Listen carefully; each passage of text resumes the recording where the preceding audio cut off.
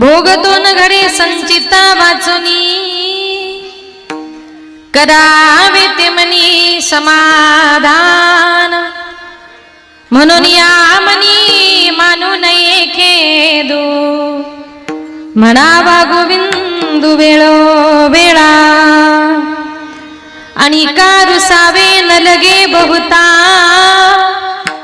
आपुल्या संचिता वाचोनिया. म्हणून या मनी मानू नये खेदू, म्हणावा गोविंदू वेळो वेळा. तुका मने भार घातलियावरी, होईल कैवारी नारायण. म्हणून या मनी मानू नये खेदू, म्हणावा गोविंदू वेळो वेळा. नमो विठ्ठला राजया पांडुरंगा, नमो रुक्मिणी माऊली ज्ञान गंगा. नमो पुंडलिका, नमो चंद्रभागा. नमस्कार माझा रुक्मिणी पांडुरंगा, पंढरीचा देवराया. पंढरीचा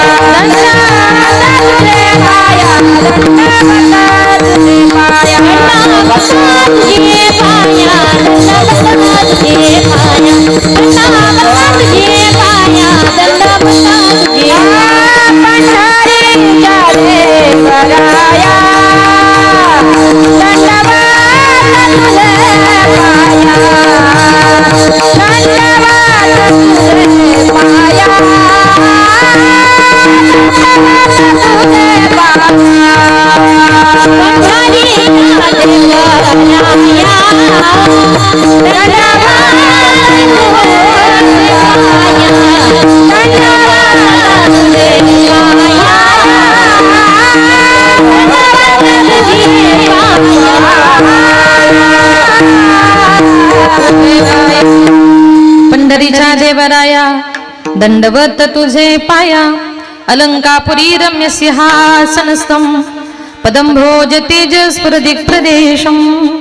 विधीन्द्रादिदेवाय सदा स्तूयमानं, समाधिस्थमूर्तिं भजे ज्ञानदेवं.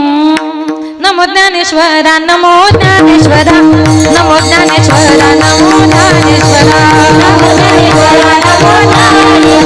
नमो ज्ञानेश्वरा, नमो ज्ञानेश्वरा, नमो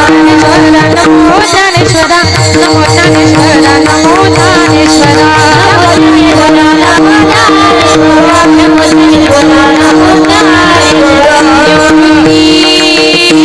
उदारा सोपान देवा, सोपान देवा.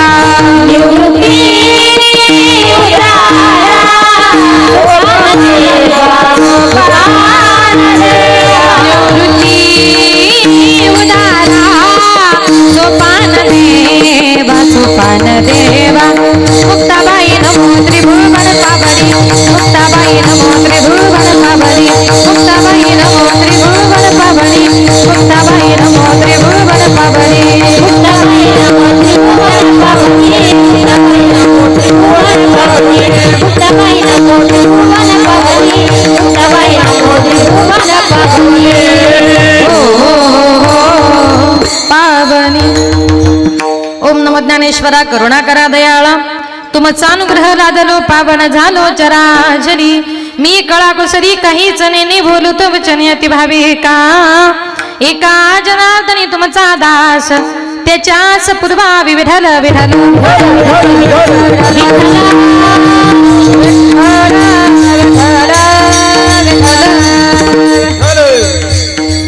विठ्ठल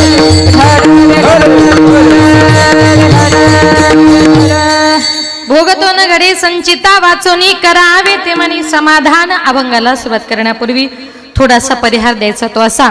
आज या ठिकाणी कैलासवासी गंगा भागीरथी शांताबाई मुरलीधर जाधव यांच्या प्रथम पुण्यस्मरणाच्या निमित्ताने आज या ठिकाणी जी काही कीर्तनरूपी सेवा आयोजित केली, त्यांच्या पश्चामध्ये त्यांची मुलं आहेत आदरणीय श्री शांताराम भाऊ मुरलीधर जाधव, किसन भाऊ मुरलीधर जाधव, त्यांच्या मुली आहेत भीमाताई ज्ञानेश्वर तांबे, विमलबाई बाळासाहेब खुबे, त्यांचा भाचा, त्यांच्या नातू नाती, खूप मोठा असा परिवार आहे. आणि सगळ्या परिवारातून एक आई आज या जगातून या विश्वातून निघून गेली. त्या मातेला भावपूर्ण आदरांजली श्रद्धांजली अर्पण करण्याकरता हा कीर्तनाचा कार्यक्रम या ठिकाणी आयोजित केला. माझे गुरुवर्य आदरणीय हरिभक्तपरायण विठ्ठल महाराज वागचौरी यांच्या गुरुकृपेने माझे वडील कैलासवासी भानुदास महाराज गजे यांच्या पवित्र स्मृतीला अभिवादन करून संत मंडळी, वारकरी मंडळी, महाराज मंडळी, बसलेली तुम्ही सर्व श्रोते मंडळी, सर्वांच्या चरणी एकदा नतमस्तक होऊन माझ्या कीर्तनाला सुरुवात करते. मस्तक हे पायावरी वारकरी संतांच्या प्रस्तुत प्राप्त प्रसंगी कीर्तन रूपी सेवेकरता निवडलेला अभंग संत सम्राट वैराग्याचे मूर्तिमंत पुतळे वारकरी संप्रदायाचे कळस विश्ववंदनीय श्रीमंत तुकोबार यांचा 4 चरणाचा उपदेशप्र प्रकरणातला सर्वांच्या परिचयाचा गोडासा अभंग आजच्या या कीर्तन रूपी सेवेकरता निवडला. विठाल विठाल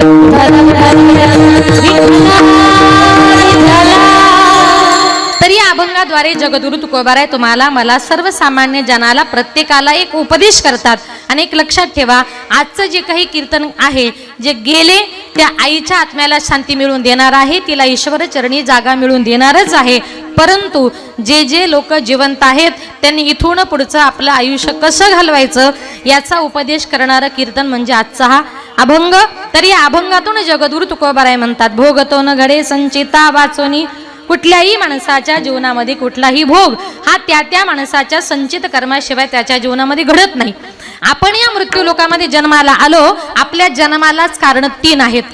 पहिलं म्हणजे जन्माला कारण आपलं कर्म, दुसरं म्हणजे जन्माला कारण आपली वासना, आणि तिसरं म्हणजे जन्माला कारण आपण केलेलं पाप.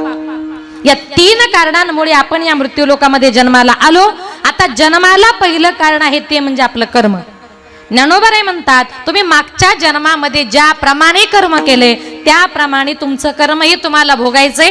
ओवी सगळ्यांच्या परिचयाचे आहे. आगा कर्मी जे उरावे तेही सुख दुःखी फळावे, आणि तया ते भोगावया यावे देहा एका. ज्ञानोबाराय म्हणतात, आगा कर्मी जे उरावे, जे मागच्या जन्मातलं उरलंय ते सुख रूपी फळ असेल वा दुःख रूपी असेल, आणि तया ते भोगावया यावे देहा एका. एकट्या देहाला हे सगळं कर्म भोगावं लागतं. कर्म हे आपलंच असतं, म्हणून कर्माचा दोष विनाकारण कुणाला द्यायचा नाही. काही काही लोक कीर्तन संपलं की आम्हाला भेटतात आणि म्हणतात, ताई पूर्वी आमचं खूप चांगलं चाललं होतं, पण त्या शेजारच्यानं माझं पार वाटोळं केलं. मला सांगा, शेजारचं या जगामध्ये आपलं वाईट करणारं कुणीच नाही, तो फक्त निमित्त मात्र असतो. कर्म हे आपलंच असतं, तो निमित्त मात्र होतो. मग ऐका, आपलं कर्म हे आपल्याला कसं भोगावं लागतं. एक सुंदर उदाहरण सांगते, पण ते उदाहरण करण्याकरता तुम्हालाही थोडं बोलायचंय. तुम्हाला सगळ्यांना बोलता येतं ना, म्हणजे येतं ना सगळ्यांना, मग तुम्हालाही थोडंसं बोलायचं. बोलले तर अर्ध पाकिट तुम्हालाच चालेल. असं बघा, आता आपलं कर्म हे आपल्याला कसं भोगावं लागतं. बघा, एक मनुष्य रस्त्यानं चालला होता. रस्त्यानं चाललेला असताना एका बंगल्याच्या आवारामध्ये त्याला एक हापूस आंब्याचं झाड दिसलं. आता सध्या आंब्यांचा सीझन नाहीये, पण हापूस आंबा असल्यामुळे त्याला असे मोठे मोठे 10-12 आंबे आले होते. त्यानं विचार केला, आजूबाजूला कोणी दिसत नाही आणि एक आंबा चोरला तर काय फरक पडतो, म्हणून तो मनुष्य तो आंबा चोरण्याकरता त्या आंब्याच्या झाडाजवळ गेला. आता पहिला प्रश्न असा, आंबा बघितला कोणी? बघितला कोणी? महिला मंडळ. डोळ्याने. चालत गेले? पाय तोडला? हाताने. खाल्ला? तोंडाने. चव घेतली? जिभेने. गेला पोटात? तृप्त झालं मन तृप्त झालं. म्हटला, वा आंबा किती गोड लागतोय. तेवढ्यात घर मालकाने बघितलं. घर मालक पाठीमागून एवढी मोठी काठी घेऊन आला आणि त्याच्या पाठीमध्ये काठी अगदी एवढी जोरात काठी मारल्याबरोबर दुःख झालं मनाला, पण पाणी कुठून आलं? डोळ्यातून. कारण आंबा कोणी बघितला होता, म्हणून ज्याचं कर्म त्याला. उद्यापासून अजिबात कोणाला दोष द्यायचा नाही. कर्म हे आपलंच असतं, पण विनाकारण आपण एखाद्याला दोष देतो. आता जन्माला दुसरं कारण आहे, ती म्हणजे आपली वासना. संत महात्मे म्हणतात, जन्म घेणे लागे वासनेच्या संगे, तेची झाले अंगे हरिरूप. जन्माला दुसरं कारण आहे, ती म्हणजे आपली वासना. मरता मरता आपली वासना जिथे गुंतून पडते ना, तिथेच माणसाला पुढचा जन्म मिळतो. ज्ञानोबाराय म्हणतात, आणि मरणी जया जाठवे तो तेची गती ते पावे म्हणून सदा स्मरावे मातेचे तुवा. ज्ञानोबा म्हणतात मरते समयी तुमची वासना जिथे गुंतून पडली ना तिथेच माणसाला पुढचा जन्म मिळतो. मग आपल्या देहामध्ये जी वासना आहे ती कशी आहे? माझ्या नाथ बाबांनी त्या वासनेचं खूप गोड वर्णन केले. वासना वढाळ गाय गडानो वासना वढाळ वासना वढाळ गाय गडानो वासना वढाळ वासना वढाळ गाय गडानो वासना वढाळ वासना वढाळ गाय गडानो वासना वढाळ तिचा हात मोडा बापा मोडा बापा तिचा हात मोडा बापा मोडा बापा गाय गडानो वासना वढाळ वासना वढाळ गाय गडानो वासना वढाळ वासना वढाळ गाय गडानो वासना वढाळ वासना वढाळ गाय गडानो वासना वढाळ जाऊ नको तिकडे जा जाऊ नको तिकडे जाऊ नये जाऊ नको तिकडे जाय खाऊ नये ते काय वासना वढाळ गाय गडानो वासना वढाळ गाय वासना वढाळ गाय गडानो वासना वढाळ वासना वढाळ गाय गडानो वासना वढाळ वासना वढाळ गाय गडानो वासना वढाळ.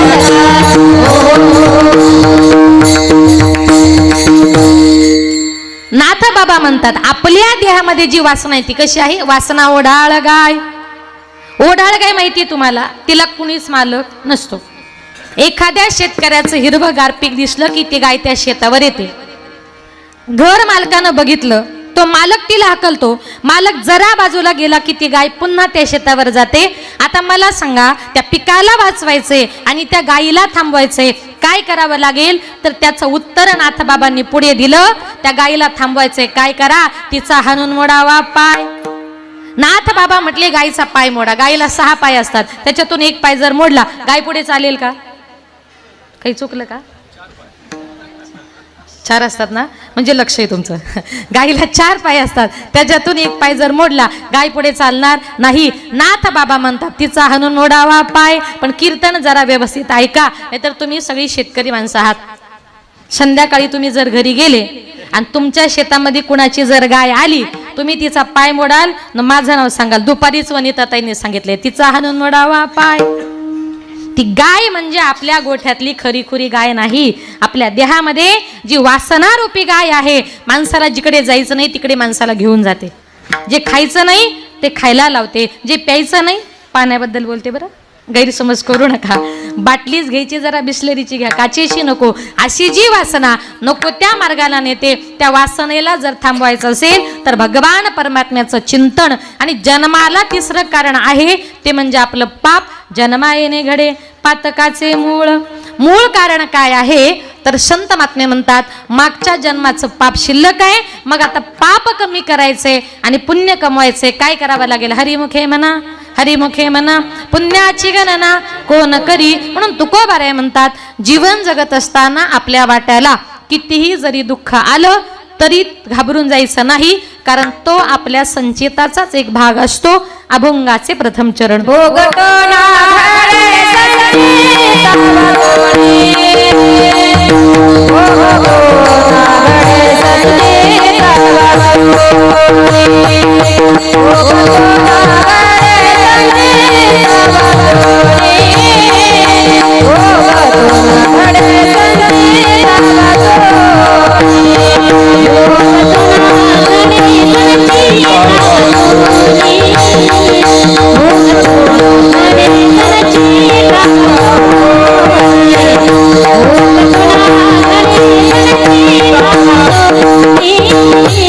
Oh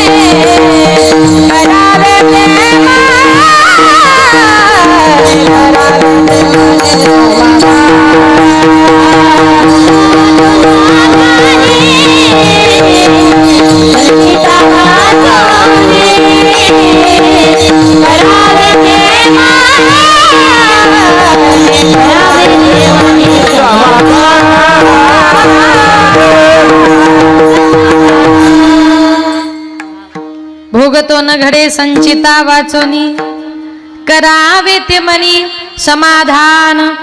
तुकोबारे म्हणतात कुठल्याही माणसाच्या जीवनामध्ये कुठलाही भोग हा त्या माणसाच्या संचित कर्माशिवाय आपल्या जीवनामध्ये घडत नाही. म्हणून संत महात्म्यांनी आपल्याला जो मार्ग दाखवलाय त्या मार्गाने तुम्हाला मला प्रत्येकाला जायचंय.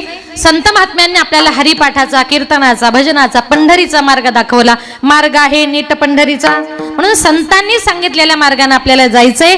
कारण कोण कधी जाईल याची गॅरंटी नाहीये. आज आपण या ठिकाणी बसलोय, बोलतो हेच खरे, उद्या आपलं काय होईल आपण सांगू सुद्धा शकत नाही. म्हणून मरणाची परंपरा अखंडित आहे आणि मरणाची परंपरा अबाधित आहे. आपण किती जरी ठरवलं मला मरायचं नाही, मरण नावाची गोष्ट अजूनपर्यंत कधी कुणाला चुकलेली नाही. मग बघा, एका गावात एक स्त्री, तिने विचार केला, ती रात्रंदिवस कष्ट करायची, तिचा नवरा रोज घरी दारू पिऊन यायचा, तिला हाणायचा, मारायचा.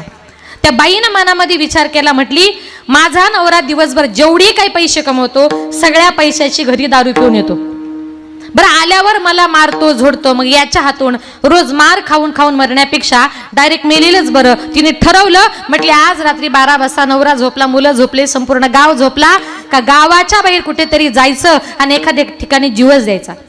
ती बाई संसाराला फार कंटाळली. रात्रीच्या वेळेला सगळा गाव झोपला, मुलं झोपले, नवरा झोपला आणि रात्रीच्या वेळेला तिने ठरवलं आज जीव द्यायचा. 12च्या नंतर ती बाई चालली जीव द्यायला. आता चालली जीव द्यायला, पण हातामध्ये घेतला कंदील. महिला मंडळ जीव द्यायला चालली, हातामध्ये घेतला कंदील. गावच्या वेशीपर्यंत गेली.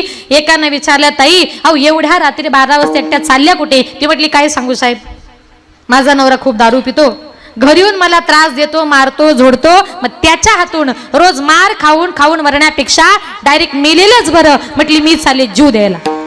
तो म्हटला का हो ताई, तुम्ही जीव द्यायला चालल्या, मग हातात कंदील कशाला? ती म्हटली साहेब रस्त्यानं चालताना कुठे विंचू काटा दिसला तर बघायला. आता मला सांगा, ती मरायलाच चालली, ती विंचू चावून मेली काय कशी मेली काय फरक काय पडतो? पण मनुष्य सगळ्यात जास्त प्रेम कशावर करतो? आपल्या देहावर करतो. आणि करावं. इतका सुंदर अनमोल असा हा नरदेह माझ्या भगवान परमात्म्याने आपल्याला दिलाय, तो इतका अनमोल आहे.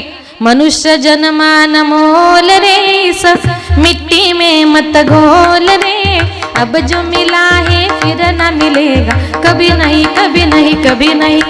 इतका सुंदर नरदेह दिलाय, तो वाईट मार्गाने खर्च करायचा नाही, तर भगवान परमात्म्याच्या चिंतनामध्ये आपल्याला तो खर्च करायचा आहे. आता ऐका, तुकोबारायांनी म्हटलं की कुठल्याही माणसाच्या जीवनामध्ये कुठलाही भोग हा संचित कर्माशिवाय घडत नाही. आता संचित कर्म म्हणजे काय, तर मागच्या जन्माचं साचून ठेवलेलं कर्म. आता आपलं कर्म हे आपल्याला कसं भोगावं लागतं ऐका. ज्या वेळेला माझे संत सज्जन महाराज जगन्नाथपुरीची रथयात्रा करण्याकरता निघाले होते, रस्त्याने मुक्काम दर मुक्काम करत करत चाललेले असताना संध्याकाळच्या वेळेला एका गावामध्ये मारुतीचं मंदिर दिसलं. म्हणून महाराज त्या मंदिरामध्ये मुक्कामा करता थांबले. संध्याकाळच्या वेळेला त्या मंदिराच्या बाहेरून एक 20-25 वर्षाची तरुण तडफदार स्त्री त्या मंदिराच्या बाहेरून चालली होती. त्या बाईची नजर मंदिरामध्ये गेली. सज्जन महाराजांचं वय सुद्धा 20-25 वर्षाचं होतं आणि महाराजही दिसायला खूप सुंदर होते. जेव्हा त्या बाईनं त्या महाराजांना मंदिरामध्ये बघितलं, ती बाई त्या महाराजांच्या प्रेमात पडली. मंदिरात गेली, सांगितलं महाराज आपण कोण? त्यांनी सांगितलं या देहाला सज्जन महाराज असं म्हणतात. आला तर कुठून? म्हटले ओरिसा प्रांतातून आलोय. चालला तर कुठे? जगन्नाथपुरीची रथयात्रा करण्याकरता चाललोय. म्हटले रात्रीचा मुक्काम तुमच्याच मंदिरात, भोजनाची व्यवस्था. महाराजांनी सांगितलं गावकरी जे देणार तेच खाणार, नाही कुणी दिलं तर पाणी पिऊन तसाच उपाशी झोपणार. त्या बाईने सांगितलं महाराज तुम्ही आमच्या गावचे अतिथी आहात, कुणीतरी तुम्हाला देणार मग तुम्ही खाणार, नाही कुणी दिलं तुम्ही उपाशी झोपणार. त्यापेक्षा महाराज तुम्ही असं करा, माझ्या घरी चला, मी तुमच्याकरता 5 पक्वान्नाचं भोजन बनवते. सज्जन महाराजांनी सांगितलं आम्ही साधू महात्मे कुणा संसारिकाच्या घरी जात नाही. तिने सांगितलं असं करू नका महाराज, पाया पडते तुमच्यासारख्या संताचे पाय आमच्या दाराला लागू द्या. साधू संत येती घरात तुझी दिवाळी दसरा. बोलता बोलता ओळख पटली आणि दोघही नेमके कसाई समाजाचे निघाले. महाराजांनी तिला होकार दिला, बाई तुम्ही पुढे चला, मी जेवायला येतो. सज्जन महाराज जेवायला आले. जेवण वगैरे झालं. सज्जन महाराज हात धुण्याकरता बाहेर गेले. तेवढ्यात धो धो पाऊस पडायला सुरुवात झाली. महाराजांनी सांगितलं बाई भोजन खूप उत्तम झालं होतं, आता मी येतो. तिनं सांगितलं महाराज आता भोजन तर झालंय, एक रात्र मुक्कामाचा प्रश्न आहे. बाहेर पाऊस खूप पडतोय, मोठं वादळ उठलंय, आकाशामध्ये ढग गडगडतायत, विजा चमकतायत, एवढ्या रात्री एवढ्या पावसामध्ये महाराज तुम्ही मंदिरात जाऊ नका. महाराजांनी सांगितलं, बाई भोजनाचा आग्रह केला, आता मुक्कामाचा आग्रह मात्र करू नका. तिने सांगितलं, महाराज पाया पडते तुमच्या, एवढ्या पावसात जाऊ नका, हवं तर पहाटे तुम्हाला वाटेल तेव्हा उठून जा, पण आत्ता महाराज मी तुम्हाला जाऊ देणार नाही. पाऊस खूप पडत होता, महाराजांचा नाविलाज झाला होता. सज्जन महाराज त्या बाईच्या घरी मुक्काम करता थांबले. रात्री 2-2:30च्या सुमारास त्या बाईनं आपला पती गाढ झोपलेला बघितला. सज्जन महाराजांच्या रूममध्ये गेली, महाराजांच्या अंगाला स्पर्श केला आणि सांगितलं, उठा महाराज. त्या महाराजांनी सांगितलं, बाई अहो रात्री बेरात्री एखाद्या परपुरुषाच्या अंगाला हात लावताना तुम्हाला भीती वाटत नाही का, आणि तेही तुमचे पती घरामध्ये असताना. तिने सांगितलं, महाराज तुम्हाला माझ्या नवऱ्याची भीती वाटते का हो. घरामध्ये पळत गेली, धारधार अशी कुऱ्हाड आणली, ती कुऱ्हाड आपल्या नवऱ्याच्या डोक्यामध्ये टाकली आणि एका क्षणात त्या बाईनं आपल्या नवऱ्याचा खून केला. हा सगळा प्रकार सज्जन महाराज बघत होते. एक स्त्री आता आपल्या नवऱ्याला जर मारू शकते, आता ही माझं काय करेल मी सांगू शकत नाही. खिडकीतून उडी मारली, जीव मुठीमध्ये धरला आणि सज्जन महाराज पळू लागले. त्या बाईने विचार केला की अरे ज्या महाराजांकरता मी नवऱ्याला मारलं, तो नवराही मेला आणि तो महाराजही आता पळाला, आणि उद्या जर या महाराजांनी गावामध्ये जाऊन सांगितलं हिने हिच्या नवऱ्याचा खून केला, तर मला हे सगळं सोडून जेलमध्ये जावं लागेल. त्या बाईनं डाव पलटला.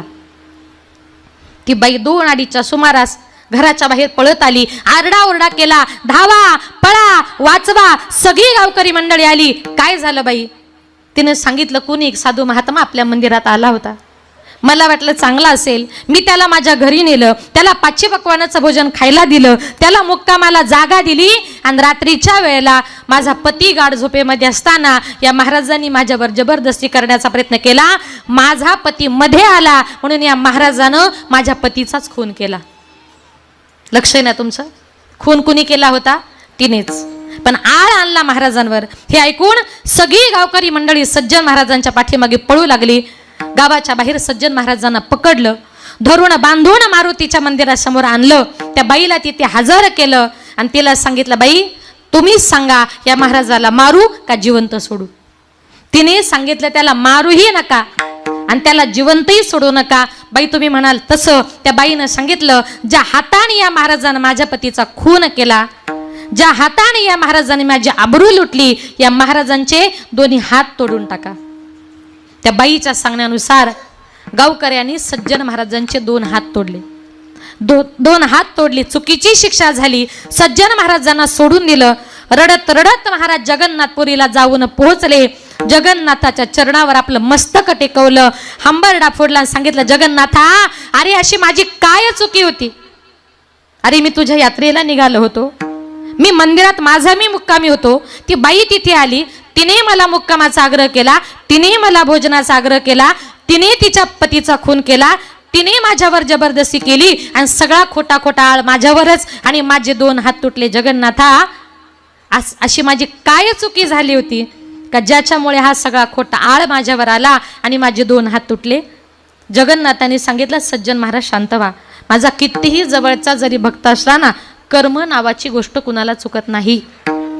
तुमचे 2 हात तुटले ना, हे तुमचं आत्ताचं नाही, तुमचं मागच्या जन्माचं संचित कर्म आहे. मग सज्जन महाराज म्हटले, जगन्नाथा अरे मागच्या जन्मामध्ये असं मी काय केलं तर या जन्मात माझे 2 हात तुटले. जगन्नाथाने सांगितलं, ऐका सज्जन महाराज, मागच्या जन्मामध्ये तुम्ही एक संन्यासी साधू होतात. तुम्ही ज्या बाईच्या घरी मुक्कामाला होते ना, ती बाई मागच्या जन्मात एक गाय होती. तिचा पती मागच्या जन्मात कसाई होता, आणि एक दिवस तो कसाई त्या गायीला रस्त्यानं घेऊन चाललेला असताना त्याच्या हातून ती गाय पळाली. कुठे गेली त्याला कळेना. तुम्ही रस्त्याने चालला होतात. त्या कसायाने विचारलं, महाराज माझी गाय इथून पळाली का. तुमच्या मनात पाप नव्हतं, तुम्ही खरं उत्तर दिलं, हो हो दादा तुमची गाय या दिशेला गेली.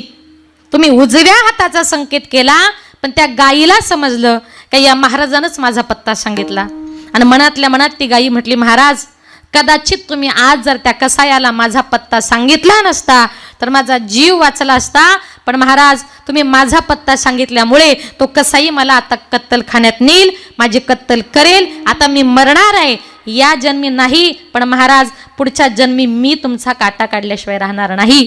म्हणून मागच्या जन्मातली ती गाई या जन्मामध्ये महाराजांचा काटा काढण्याकरता कोण झाली? बाई झाली. आणि तिचा जो काही कसाई होता तो तिचा नवरा झाला. मागच्या जन्मामध्ये त्याने तिला कत्तलखान्यात कापल्यामुळे या जन्मामध्ये तिने त्याला घरातच कुऱ्हाडीने कापला. ज्याचं कर्म त्याला. मग दोघांमध्ये माझी चुकी काय? म्हटले दोघांमध्ये तुमची चुकी एकच. हिंदू धर्मामध्ये गो मातेला पवित्र मानतात, पण त्या दिवशी तुम्ही एका हाताने जर गाय दाखवली नसती तर गो मातेचा जीव वाचला असता. गोहत्येचं पातक तुमच्या मस्तकी लागलं, म्हणून मागच्या जन्मामध्ये एका हाताची शिक्षा का या जन्मामध्ये त्या गायीमुळे त्या बाईमुळे तुमचे 2 हात तुटले गेले. म्हणून संत महात्मे म्हणतात भोगतो न घडे संचिता वाचोनी करावे ते मनी समाधान. म्हणून संत महात्मे म्हणतात की कर्म नावाची गोष्ट, संचित नाव कर्म हे अजूनपर्यंत कुणाला चुकलेलं नाही. मग भगवान परमात्म्याने आपल्याला जे काही मन दिले ना, त्या मनाने काय केलं पाहिजे? समाधान मानलं पाहिजे. करावे ते मनी समाधान. बहिणाबाई म्हणते भगवान परमात्म्याने आपल्याला मन दिलं कसं?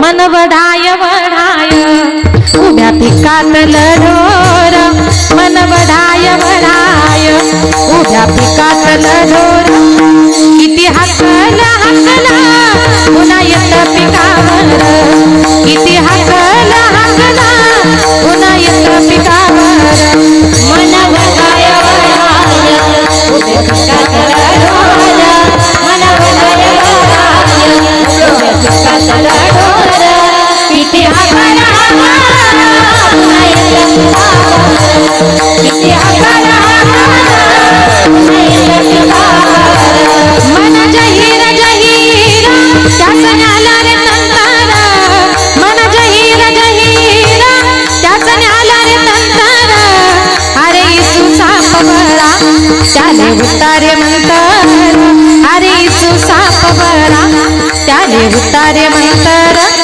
किती हाकला हाकला पुन्हा येत पिकावर, किती हाकला हाकला पुन्हा येत पिकावर, मन वढाय उभ्या पिकातल ढोर, मन वढाय उभ्या पिकातल ढोर, किती हाकला पुन्हा येत पिकावर, किती हाकला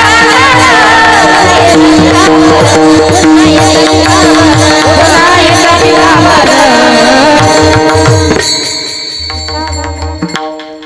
संत बहिणाबाई म्हणते भगवान परमात्म्याने आपल्याला मन दिले. बघा पूर्वीच्या काळी माणसाला सर्प किंवा विंचू जर चावला तर ते मंत्राने उतरवायचे, पण एकदा का या माणसाच्या मनाला वेड लागलं ना, या मनाला कुठल्याही प्रकारचं तंत्र मंत्र चालत नाही. म्हणजे मन, बहिणाबाई म्हणते मन जहीर जहीरा त्याच न्याला रे तंतारा, अरे इचू साप बरा त्याले उतारे म्हणतर. एकदा का या मनाला वेड लागलं, एकदा का मनुष्य संसाराकरता वेडा झाला का त्याच्यातून बाहेर निघणं शक्य नाही. म्हणून संत महात्मे म्हणतात आपण या संसारामध्ये जन्माला आलोत ना, हे आयुष्य भगवान परमात्म्याने आपल्याला जे दिले, या नरदेहाचा तुम्हाला मला प्रत्येकाला चांगल्या प्रकारे वापर करून घ्यायचा आहे. आणि या मनुष्य देहाने जन्माला आल्यानंतर आपल्याला भगवान परमात्म्याचं फक्त चिंतन करायचंय. मग संत महात्मे म्हणतात या देहानं जन्माला आलात ना, संसाराच्या फेऱ्या मारून फायदा नाही. काही काही लोकांना अजूनपर्यंत हरिपाठ कीर्तन भजन कशाला म्हणतात ते कळत नाही. ते उलट कीर्तन संपल्यावर म्हणतात ताई आज आम्हाला कळालं कीर्तन म्हणजे काय. मी म्हणते बाबा नशीब आहे तुझं, तुला आज तरी कळालं. महाराष्ट्र ही संतांची भूमी आहे, इथे जन्माला आल्यानंतर आपल्याला कळालंच पाहिजे. आणि संत महात्मे म्हणतात आम्ही तुम्हाला सांगतोय हरिपाठाला जा, कीर्तनाला जा, भजनाला जा, आळंदीला जा, त्र्यंबकेश्वरला जा, पंढरपूरला जा. पुढे सरकून घ्या बरं एकदा. मागे गर्दी झाली. विठाल विठाल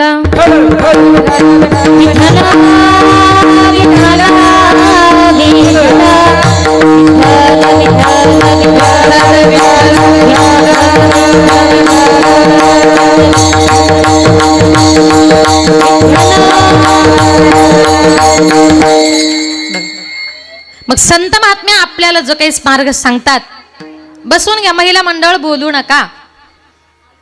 झालं का तुमचं? करू सुरुवात. बघा मग संत महात्मे म्हणतात या नरदेहाने आपल्याला भगवान परमात्म्याचं चिंतन करायचंय. आणि जी लोक संत महात्मे सांगून सुद्धा ऐकत नाही, त्यांनी जर देवाचं चिंतन केलं नाही तर त्यांची फजिती काय होते ऐका. एका जंगलामध्ये एका झाडावर एक माकड आणि माकडीन दोघ जण बसले होते. कोण बसले होते? महिला मंडळ कुठं बसले होते? हा, म्हणजे लक्ष आहे तुमचं, वा, असंच लक्ष द्या. दोघ जण नवरा बायको बसले होते. दोघा नवरा बायकोच्या छान गप्पा चालू होत्या आणि गप्पा चालू असताना तेवढ्यात त्या विहिरीतून आकाशवाणी झाली, जो कोणी प्राणी या विहिरीमध्ये उडी मारेल त्याला मनुष्य जन्म प्राप्त होईल, आणि जो कोणी मनुष्य या विहिरीमध्ये उडी मारेल त्याला प्राण्याचा जन्म प्राप्त होईल. आता ही आकाशवाणी त्या माकडीने ऐकली आणि ती माकडीन त्या माकडाला म्हणते, अहो, मनुष्य जन्म प्राप्त करण्याची संधी आली, चला मारायचे का उडी? त्या माकडानं सांगितलं नको. पण स्त्रियांचं मन कसं जरा भावनिक असतं ना, ती लगेच भावनिक झाली. ऐका म्हटली, अहो, इतका सुंदर मनुष्य देह आहे जो एक योनी कोटी कोटी फेरा घेतल्यानंतर माणसाला प्राप्त होतोय, तो अनायासही आज आपल्याला मिळणार आहे. नाही कशाला म्हणतात, चला मारू उडी. त्यानं सांगितलं नको. तिनं सांगितलं, ऐका माझं येरीचं एकदाच ऐका म्हटली. त्यानं सांगितलं, तो इतकी आग्रह करते ना, तुझ्या सांगण्यावरून उडी मारू, पण उडी मारताना दोघांनी बरोबर, नाही तर मी मारायचं उडी आणि तू राहायची वरती बसून, असं नको व्हायला. ती म्हटली, तेवढा बायकोवर विश्वास नाही का? हवं तर म्हटली माझा हात पकडा, तुम्ही 1 2 3 म्हणा, तुम्ही 3 म्हटले की आपण उडी मारू.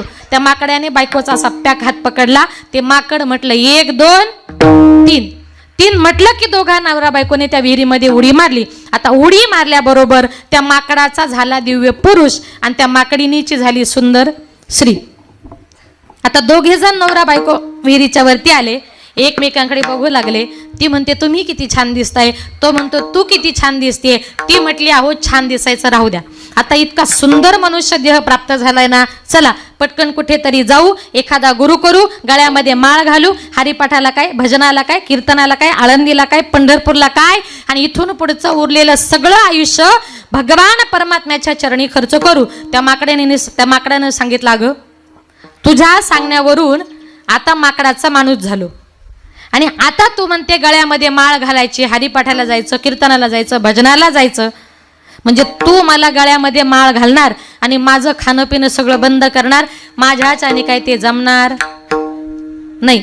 असे कितीतरी बायका नवऱ्यांना सांगायचा प्रयत्न करतात, पण माकडं ऐकत, म्हणजे माकडाचं म्हटलं, माणसांचं नाही, ते ऐकायलाच तयार नाही. त्यानं सांगितलं, नाही नाही, तू मला गळ्यामध्ये माळ घालशील, आळंदी त्र्यंबकेश्वरला नेशील, त्यापेक्षा म्हटलं माझं माकडाचंच बरे, मी परत विहिरीमध्ये उडी मारतो. तिनं सांगितलं, ऐका, नका मारू उडी, परत हा मनुष्य जन्म मिळणार नाही. तो म्हणायचा, नाही नाही, तू मला माळ घालायला लावशीलच, आता मी ऐकणारच नाही. आता बघा, एका गावात कीर्तनाला गेले नाही, कीर्तन संपलं, 80 वर्षाची आजी पळतच आली वाशी आणि म्हटलं, काय झालं आजी? म्हटलं, ताई, मला तुमच्या हातून माळ घालायची. म्हटलं, आई, मी तुमच्यापेक्षा कितीतरी लहान आहे, तुम्हाला माझ्या हातून माळ घालावं असं का वाटलं? ती म्हटली, ताई, आता कुठं चावतं का? या परमार्थाला अर्थ नाही बरं का. मग त्यानं सांगितलं की माझं माकडाचं बरी, म्हटलं मी आता परत उडी मारतो. तिनं सांगितलं, ऐका ऐका म्हणता म्हणता त्याने काय बायकोचं ऐकलं नाही, आणि त्या पुरुषानं जे विहिरीमध्ये उडी मारली, उडी मारल्याबरोबर त्या माणसाचं झालं परत माकड. बघा, जे पुरुष लोक आपल्या बायकोचं चांगलं ऐकत नाही, एक दिवस त्यांचं माकडच होतं. चांगलं म्हटलं सगळंच नाही, कधी कधी आपली बायको चांगली पण सांगत असते, आणि म्हणून चांगलं कधीतरी ऐकत जा. आता त्याचं माकड झालं, ते माकड परत विहिरीच्या वरती आलं. आता त्याची बायको म्हणजे सुंदर रूपवान स्त्री आणि तिचा नवरा म्हणजे तो माकड. आता कसा दिसत असेल जोडा, फक्त कल्पना करा. आता दोघं जण नवरा बायको तिथे गप्पा मारत होते, आणि तेवढ्यात तिथल्या प्रजेचा राजा तिथे फिरण्याकरता आला. त्याने लांबूनच बघितला, अरे एक सुंदर स्त्री तिथे बसली आणि तिच्या बाजूला माकड बसले, आणि त्या माकडाने तिचा हात पकडलाय. राजाने बघितला, अरे त्या बाईच्या जीवाला धोका आहे, म्हणून तो राजा पळत पळत गेला. त्याने त्या स्त्रीच्या बोटाला धरलं आणि तिला घेऊन आपल्या राजवाकडे चालला होता. ते माकड पाठीमागून रडत होतं, उड्या मारत होतं, सांगत होतं, राजेसाहेब, अहो माझी बायको आहे, नेऊ नका तिला, माझी बायको आहे, नेऊ नका तिला, पाया पडतो तुमच्या. आता मला सांगा, माकडाने किती सांगितलं ही सुंदर बायको माझी आहे, मग माकडाला बायको मिळेल. म्हणून प्रत्येक मायबापाने एक लक्षात ठेवा, आत्ताच्या काळामध्ये माकडांना बायका मिळत, लक्षात आलं का? आत्ताच्या काळामध्ये माकडांना बायका मिळत नाही. म्हणून ज्या ज्या मायबापाला आपल्या मुलाचं काहीतरी चांगलं व्हावं, कल्याण व्हावं असं जर वाटत असेल, तर लहानपणापासूनच एखाद्या चांगल्या पंथामध्ये पाठवा, वारकरी संप्रदायामध्ये पाठवा, त्यांच्या गळ्यामध्ये माळा घाला, त्यांना चांगल्या मार्गाला लावा. आणि एवढंही सांगून जर तुम्ही आमचं ऐकलं नाही तर हे जरी नाही काल मग दुसरा येईल, हे जरी नाही काल, हे जरी नाही काल मग दुसरा येईल, हे जरी नाही काल. सरते शबदेवा काळ बांधून नेल, सरते शबदेवा सरते शबदेवा काळ बांधून नेल, सरते शबदेवा. एका जनार्दनी आमचे काय वादानी, एका जनार्दनी आमचे काय वादानी, एका जनार्दनी आमचे काय वादानी, एका जनार्दनी आमचे काय वादानी.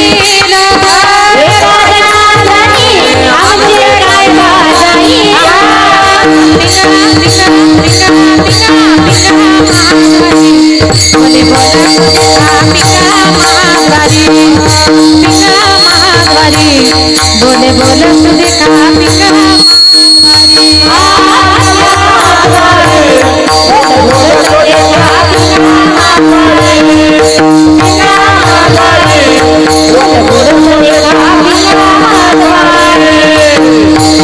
टाळी वाजवा, टाळी वाजवा, प्रत्येकानं टाळी वाजवा. आपल्या मनुष्य देहाचं सार्थक करूया.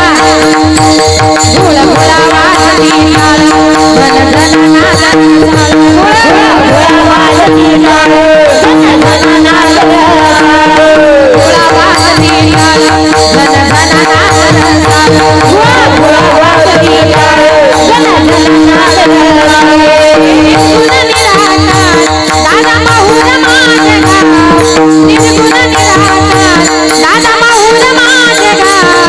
शकून शकून शकून शकून शकून सांगा बया आले माई माझे नाव, शकून सांगा बया आले माई माझे नाव, शकून सांगा बया आले माई माझे नाव, शकून सांगा बया आले माई माझे नाव.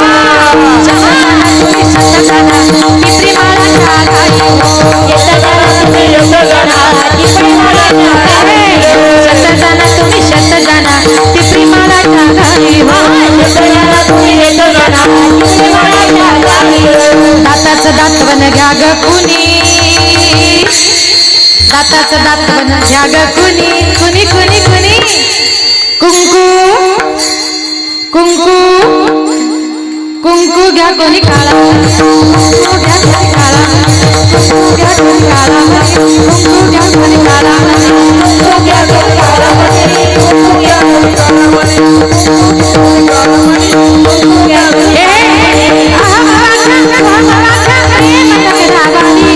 सावधोनी भजनी लागा देवाली मल्हारीची वारी, मल्हारीची वारी मल्हारीची वारी, मल्हारीची वारी,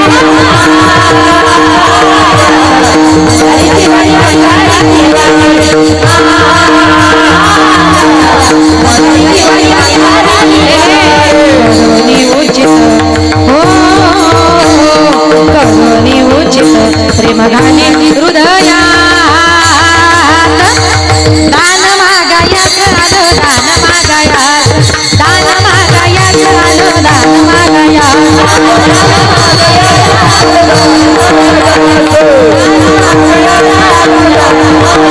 या शेजारणीनं, या शेजारणीनं, या शेजारणीनं बरं नाही केलं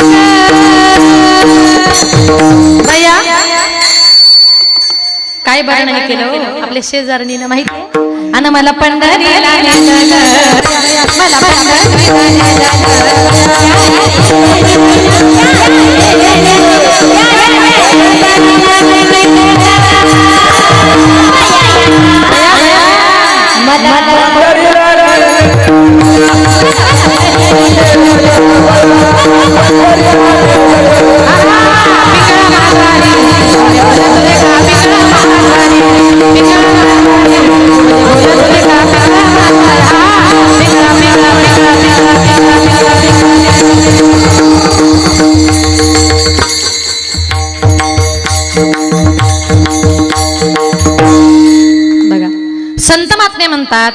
आम्ही तुम्हाला सांगतोय हरिपाठाला जा, कीर्तनाला जा, भजनाला जा, एवढंही सांगून जर तुम्ही आमचं ऐकलं नाही तर हे जरी नाही काल मग दुसरा येईल सरती शेवटी बा, काळ बांधून नेल एका जनार्दनी, आमचे काय वाजाईल पिंगळा पिंगळा पिंगळा पिंगळा पिंगळा महाद्वारी, बले बलत दिखा पिंगळा महाद्वारी. म्हणून संतांनी सांगितलेल्या मार्गाचं जरा अनुकरण करा.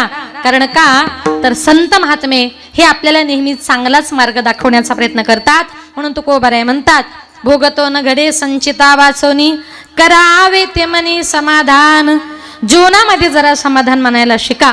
आणि कितीही जरी दुःख वाटायला आलं तरी मनामध्ये कुठल्याही गोष्टीचं दुःख घ्यायचं नाही. अभंगाचे दुसरे चरण. म्हणून या मनी म्हणून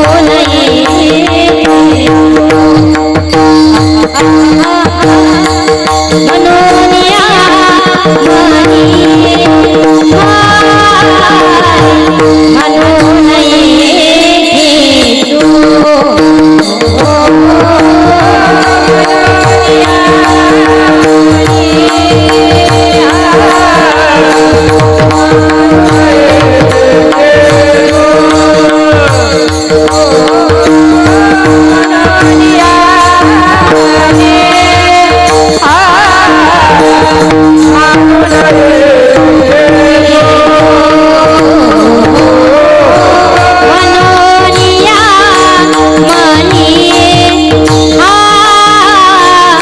म्हणून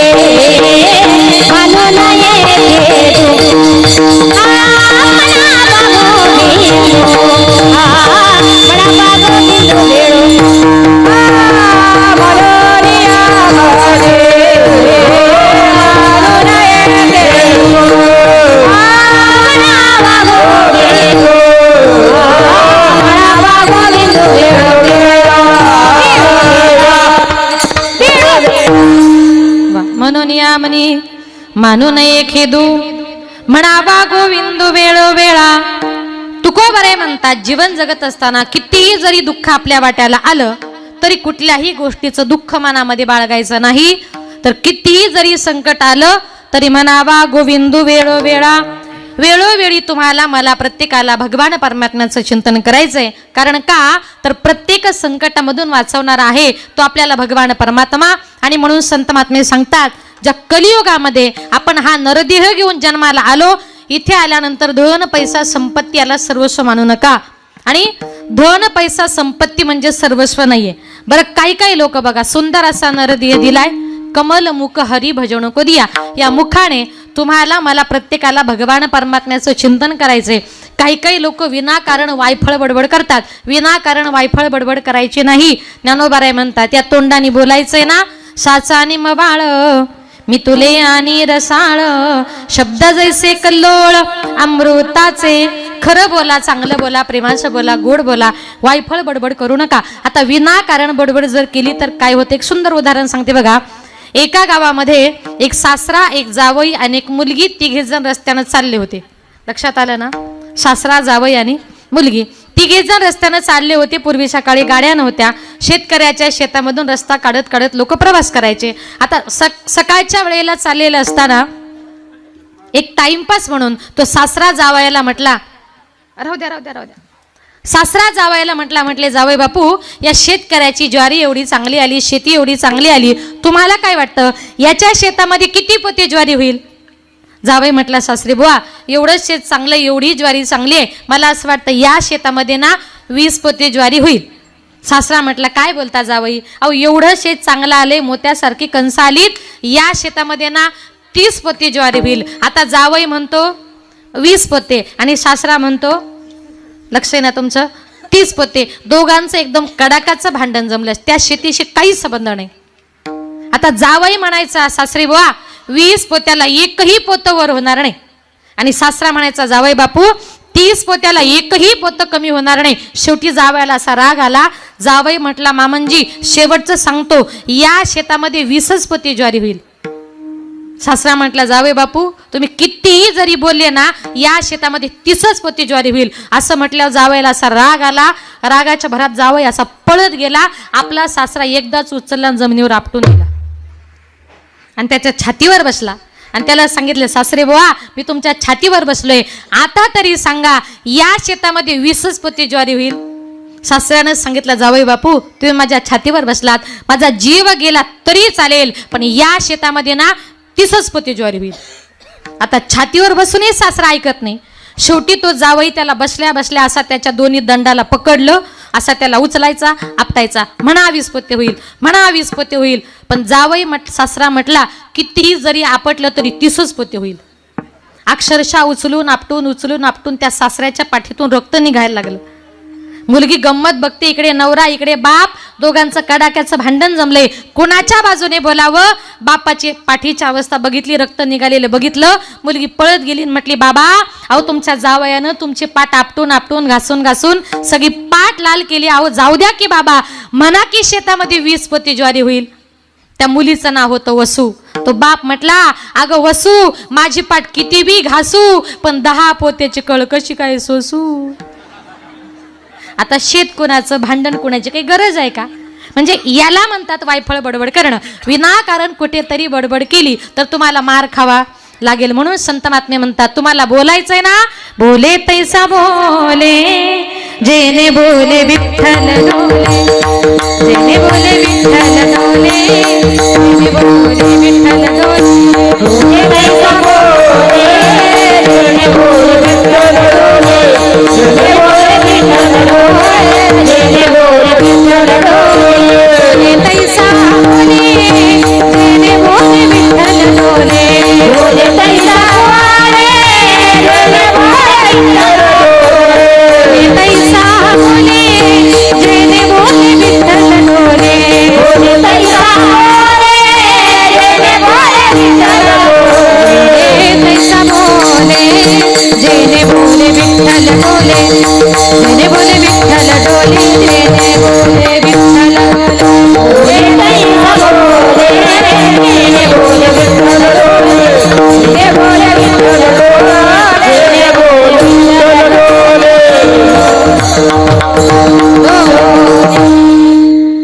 बोले तैसा बोले जेने बोले विठ्ठल डोले. इतकं गोड बोला की आपल्या गोड बोलण्यामुळे पांडुरंग परमात्म्याने डोलावं.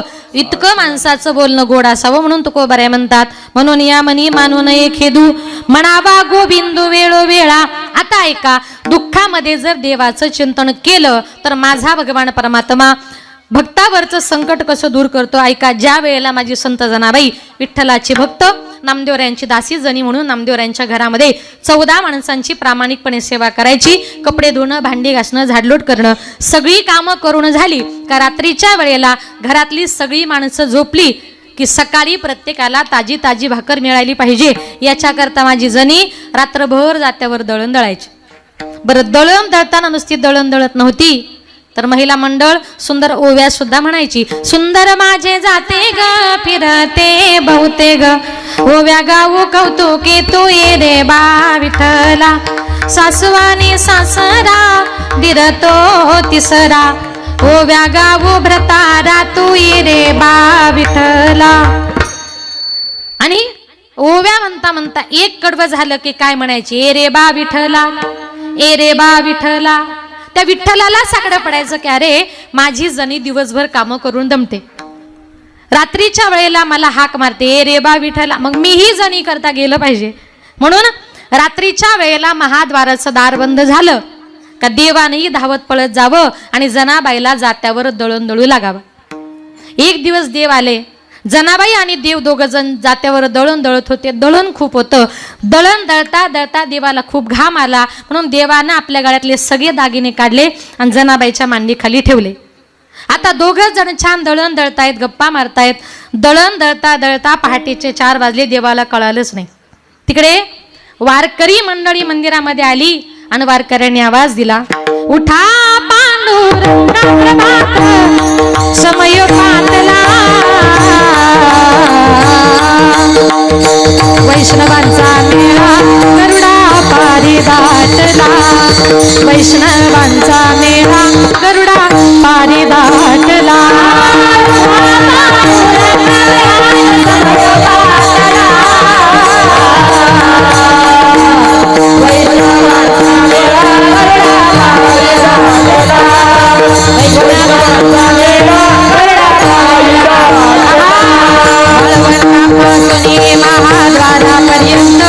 महाद्वारापर्यंत सुरवराची मादी जोडून हात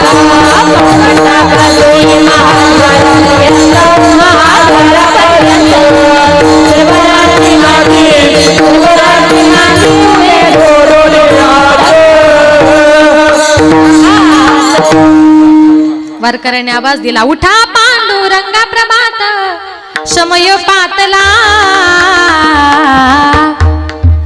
उठा म्हटल्याबरोबर देवाची गडबड झाली. देवानं विचार केला की अरे वारकरी मंडळी गरुड खांबापर्यंत आहे तोपर्यंत ठीक आहे, एकदा का दार उघडलं मी जर रावळात नसेल. उठा म्हटल्याबरोबर देव गडबडीनं उठले आणि गळ्यामध्ये दागिने घालायचे सोडून जनाबाईची गोधडीच गळ्यात घातली आणि देव पळत सुटले. जनाबाई म्हणते देवा देवा. देव म्हटले आता काही बोलू नको, मला जाऊ दे. देव पळत गेले, विटेवर जाऊन उभे राहिले. उभे राहिल्याबरोबर देवाच्या लक्षात आलं की अरे दागिने एवढे जोड झाले कसे काय. खाली वाकून बघितलं तर गोधडी. आता म्हणे माझंही खरं नाही, जणीचंही खरं नाही.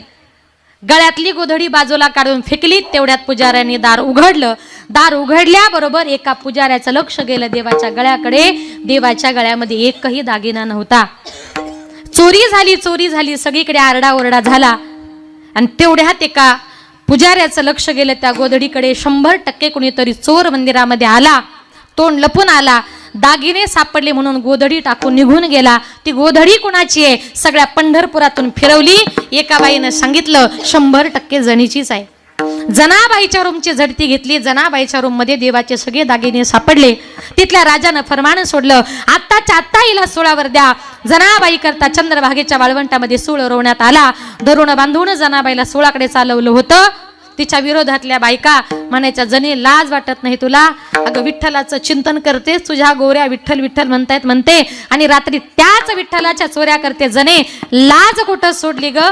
मनातल्या मनात जनाबाई म्हणते, विठ्ठला तू स्वतःहून माझ्या घरी आलास, तुझे दागिने तू विसरून गेलास, आणि माझी गोधडी तू घेऊन गेलास, याच्यामध्ये माझी चुकी काय रे विठ्ठला?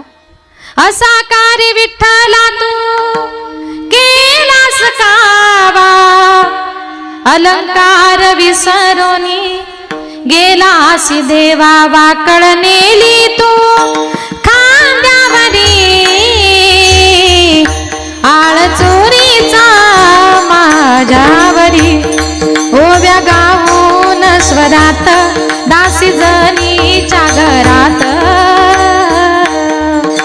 दासी जनीचा तू माय बाप, तुझी चोरी करण्याचे नाही केले पाप, कुठे गेली तुझी जादूगिरी, आळ चोरीचा माझ्यावरी, ओव्या गाऊन स्वरात दासी जनीच्या घरात. जनाबाई म्हणते देवा याच्यामध्ये माझी चुकी काय रे? धरून बांधूनच जनाबाईला सुळापर्यंत नेलं, जनाबाईला सुळावर चढवलं, तो चमत्कार घडला. सोळाचे त्या झाले पाणी पाणी, त्या सोळाचं पाणी झालं, त्याच्यातून पांडुरंग परमात्मा प्रगट झाले. देवाला बघितलं, जनाबाई पळत गेली, चरणाजवळ रडू लागली. देवानं सांगितलं जने उठ, तू माझी भक्त आहेस. अगं तुझ्यावर इतका मोठा चोरीचा आळ आला, पण तू कुणाही समोर माझं नाव सांगितलं नाही ग. तुला सुळावर देण्यापर्यंतची शिक्षा झाली. तिथे जर आपल्यातली कोणी जर जना असते ना, सुळावर द्यायच्या वेळेला तरी पटकन म्हटली असती मी नव्हते मंदिरात गेले, देव माझ्या घरी आला होता. पण जने इतकं मोठं संकट तुझ्यावर आलं, पण तू कुणाही समोर माझं नाव न घेता मनातल्या मनात तू फक्त माझं विठ्ठल विठ्ठल असं चिंतन केल्यामुळे जने मला तुझ्यावरचं संकट दूर करावं लागलं. म्हणून तुकोबाराय म्हणतात म्हणावा गोविंद, कितीही जरी दुःख वाटायला आलं ना, मनातल्या मनात गोविंदाचं चिंतन जीवनामध्ये कधी सोडायचं नाही. कारण का तर तो भगवान परमात्मा तुम्हाला मला प्रत्येकाला वाचवणार आहे, त्याच्याशिवाय दुसरा कोणी आपल्याला वाचवणारा नाही. म्हणून संत महात्मे म्हणतात जो भगवान परमात्मा आपल्याला वाचवणार आहे तो कुठे राहतो? जंबू या दीपा माझी एक पंढरपूर गाव, जंबू या दीपा माझी एक पंढरपूर गाव, धर्माचे नगर देखा विठो पाटील त्याचे नाव,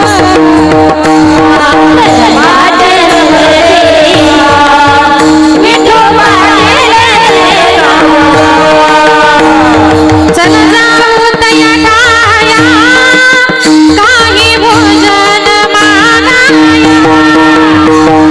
चल जाऊ तया गाया काही भोजन मागाया,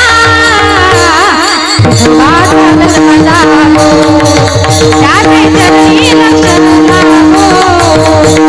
विश्वाचा धर्म लागो, त्याचे चरणी लक्ष लागो, विश्वाचा धर्म लागो, त्याचे चरणी लक्ष लागो, विश्वाचा धर्म लागो, त्याचे चरणी लक्ष लागो, चरणी लक्ष लागो, त्याचे चरणी लक्ष लागो. जो भगवान परमात्मा आपल्या भक्तावरचं संकट दूर करणार आहे तो कुठे राहतो? जंबू या द्वीपा माझी एक पंढरपूर गाव, तो आपलं सगळं दुःख हरवणारा तो माझा भगवान परमात्मा आहे. म्हणून संत महात्मे म्हणतात तुम्हाला मला प्रत्येकाला त्याला शरण जायचे, म्हणून शरण जावे सर्व भावे देवासी, तो हा उतरील पार भव दुस्तर नदीचा. आपण संसारूपी भवसागराच्या अलीकडे आहोत आणि पलीकडे येणार आहे तो आपला भगवान परमात्मा. म्हणून भगवान परमात्म्याने आपल्याला हा जो काही नरदेह दिलाय, जेने हा जीव दिला दान तयाचे करील चिंतन. म्हणून जीवन जगत असताना ज्या माणसाने आपल्यावर उपकार केलेत, जीवनामध्ये त्या उपकार करणाऱ्या माणसाला कधी विसरायचं नाही. कर्म नावाची गोष्ट तर अजूनपर्यंत कुणाला चुकलेली नाही, पण ज्यानं आपल्यावर काहीतरी उपकार केलेत, ज्याचा आपल्यावर काहीतरी ऋण आहे, अशा माणसाला सुद्धा जीवनामध्ये माणसाने कधी विसरायचं नसतं. आणि जो विसरला ना त्याला भस्मासुराची राक्षसाची जात म्हणतात. जेथील या कृपे लागेवरू तेथेच होय व्याभिचारू मी काय भस्मासुरू अर्जुन म्हणे. म्हणून संतांनी आपल्याला जो मार्ग दाखवलाय बघा, आता हा जो काही नरदेह माझ्या भगवान परमात्म्याने तुम्हाला मला प्रत्येकाला दिलाय, हा नरदेह कसा आहे? संत महात्मे म्हणतात नरदेह दुर्लभ जाना शतवर्षाची गणना. अतिशय दुर्लभ असा नरदेह भगवान परमात्म्याने आपल्याला दिलाय. आणि मी काय म्हटलं, ज्यानं उपकार केले त्याला जीवनामध्ये कधी विसरायचं नाही. जगाचा बाप सुद्धा कोणाचे उपकार ठेवत नाही, तर आपण सर्वसामान्य माणसं आहोत, आपणही आपल्याला सुद्धा कोणाचे उपकार विसरायचे नाही. ऐका, ज्या वेळेला प्रभू रामचंद्र 14 वर्षाच्या प्रदीर्घ वनवासाला निघाले होते, रस्त्याने चाललेलं असताना उन्हाळ्याचे दिवस होते, सीता मातेला खूप तहान लागली होती, सगळीकडे मोठा भयंकर दुष्काळ पडला होता. सीता माता प्रभूंना सांगत होती, प्रभू काही करा पण मला पाणी कुठे मिळेल का?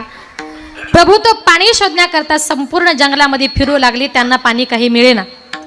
बऱ्याच अशा अंतरावर गेल्यानंतर जंगलात तिथे प्रभूंना एक मोर दिसला.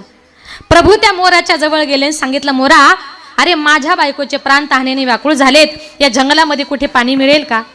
त्या मोरानं सांगितलं, प्रभू इथे तर आजूबाजूला कुठे पाणी नाही, पण 1-2 किलोमीटर अंतरावर आपण जर गेलो तर तिकडे पाण्याचा मोठा झरा आहे. प्रभूंनी सांगितलं, मोरा तू काही कर, मला त्या झऱ्याचा जरा रस्ता दाखव. मोर पुढे चालू लागला, प्रभू पाठीमागे चालू लागले, सीता माता चालू लागल्या.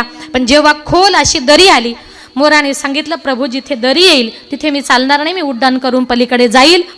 मग तू कुठे गेला मला कसं कळेल? मोराने सांगितलं, प्रभू माझ्या अंगावरचा एक पीस मी रस्त्यामध्ये टाकतो आणि त्या संकेतानुसार तुम्ही तिथपर्यंत या.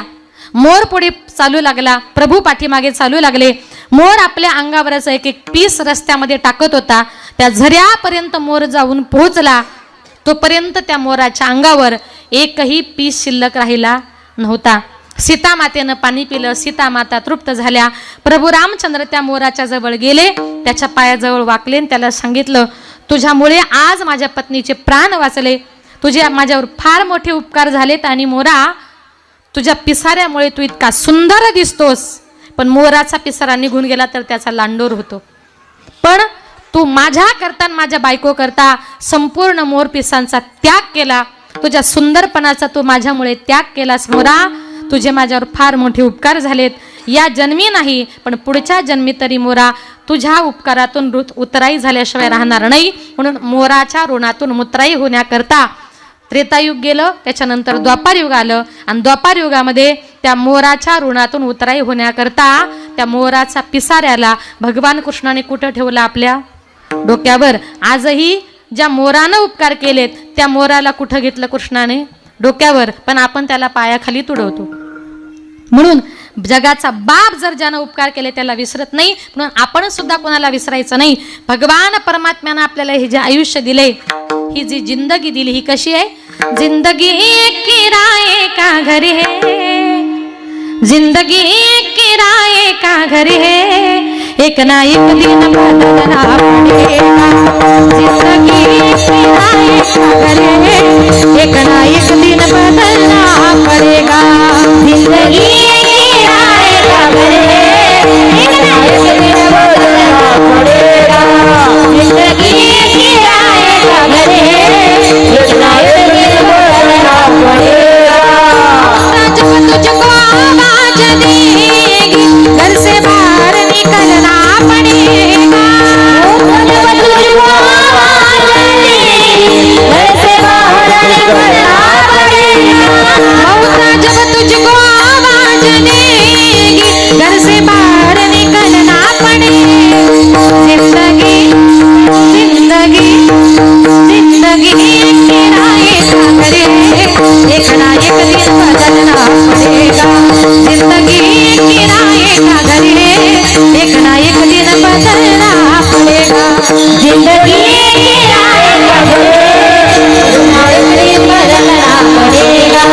जिंदगी किराए का घर है, एक ना एक दिन बदलना पड़ेगा. एक ना एक दिन बदलना पड़ेगा. बघा, ही जिंदगी, हे आयुष्य म्हणजे एक भाड्याचं घर आहे. या भाड्याच्या घरामध्ये आपण कुठपर्यंत राहू शकतो? जोपर्यंत त्या घर मालकाची परवानगी आहे तोपर्यंत ज्या दिवशी घर मालकानं सांगितलं माझं घर खाली करा, त्या दिवशी तुम्हाला मला प्रत्येकाला ते खाली करावं लागतं. का? ते आपलं नाहीये, देवाचे मंदिर, ते देहरूपी घर त्या देवाचं आहे. आणि ज्या दिवशी त्यानं सांगितलं चला माझं घर खाली करा, त्या दिवशी आपल्याला या मृत्यू लोकाचा निरोप घ्यावा लागतो. म्हणून तुकोबाराय म्हणतात, जीवन जगत असताना किती जरी दुःख वाटायला आलं, आणि कारुषावे न लगे बहुता, आपल्या संचिता वाचून या. मग तो आपल्या संचिताचा भोग असतो. आणि हे सगळं करत असताना जीवनामध्ये आपले मायबाप हे सगळ्यात महत्वाचं दैवत आहे. जिवंतपणी आईवडिलांची सेवा करा. जिवंतपणी मायबाप हे सगळ्यात महत्वाचा दैवत आहे. आज त्यांच्या परिवारातून एक आई आज या जगातून या विश्वातून निघून गेली. जेव्हा आपले मायबाप या जगातून या विश्वातून निघून जातात ना, तेव्हा ते आपल्या घरी परत कधीच येऊ शकत नाही. कारण का? जेव्हा आपली आई या जगातून या विश्वातून निघून जाते, तेव्हा ती कुठे जाते? गेली दुरी दिगंतरा,